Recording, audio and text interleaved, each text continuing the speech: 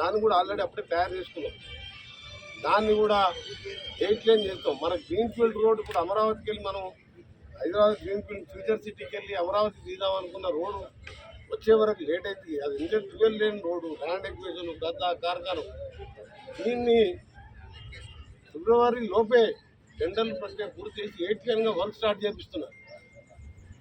Triple కూడా northern part జనవరి ఫిబ్రవరి work start అవుతుంది.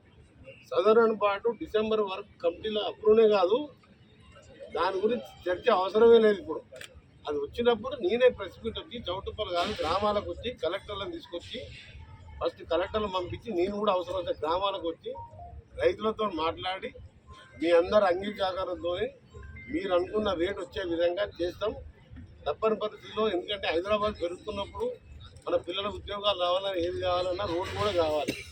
ORR మనం కట్టాం, అప్పుడు రాదు. రాజశేఖర రెడ్డి కష్టపడి రైతుల పిలిచి కడితే ఎలక్షన్ల ముందు రైతు బంధు వేద్దామని 7,000 కోట్లకే